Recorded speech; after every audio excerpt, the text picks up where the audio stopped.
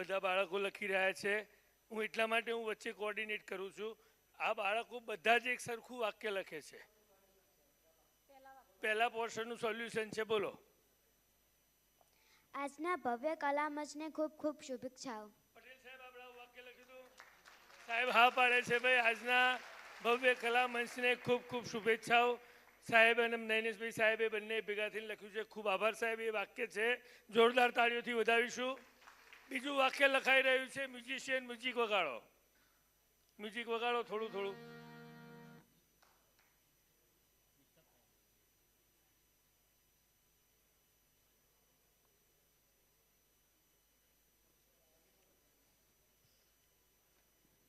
વિનુભાઈ પટેલ.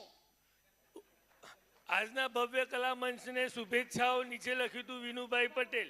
એ શબ્દ લખાયો અને સાહેબનું નામ દીકરીએ બોલ્યું છે. જોરદાર તાળીઓથી વધાવીશું.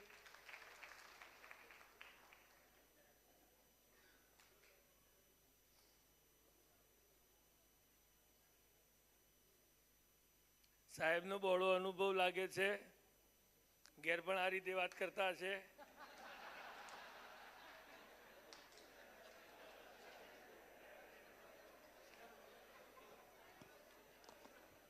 ભારત મારો દેશ છે. ભારત મારો દેશ છે, સાહેબે લખાયું હતું. ફરીથી આગળ વધીએ છીએ.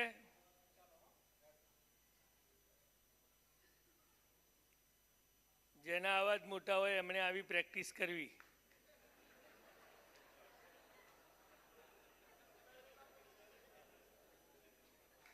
અવાજ આવતો જ ના આવતો તો વાંધો નથી.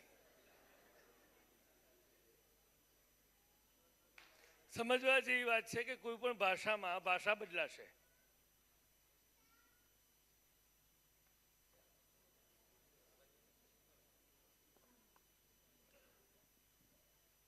મેરા ભારત મહાન હૈ. હિન્દીનું વાક્ય લખાયું હતું. સાહેબને એવું કહેવું પણ નથી પડતું કે આ હિન્દીમાં છે. અંગ્રેજીનું હું જ લખી દઉં, કોઈ લાવવું નથી.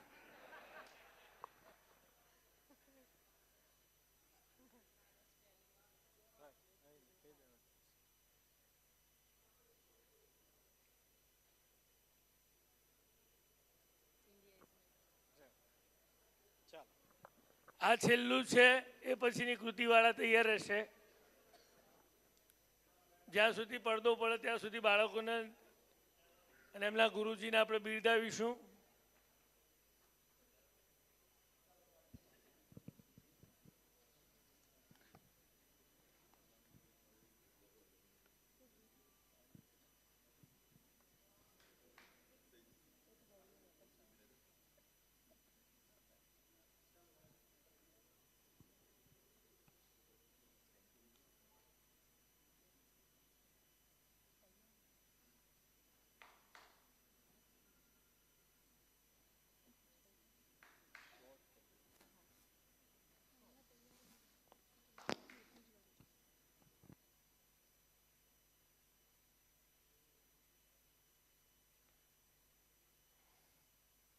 આપણને તો 3 વાક્યો બોલાય એટલી જ ખબર પડે.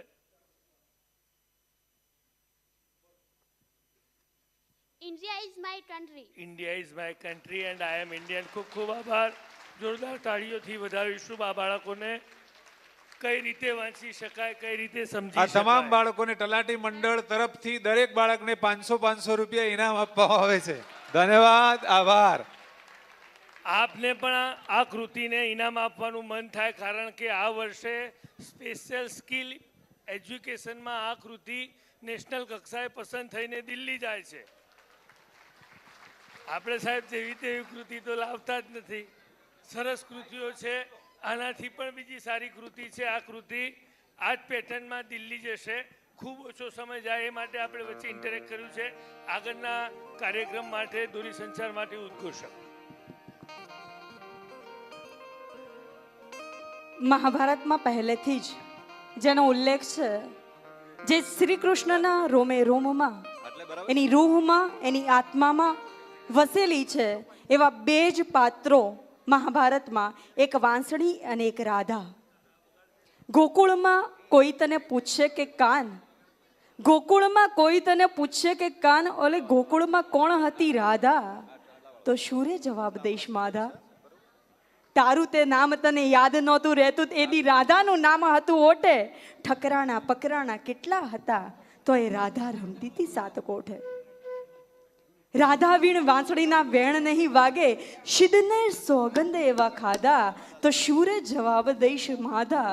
એવા શ્રી કૃષ્ણનું પ્રતીક છે.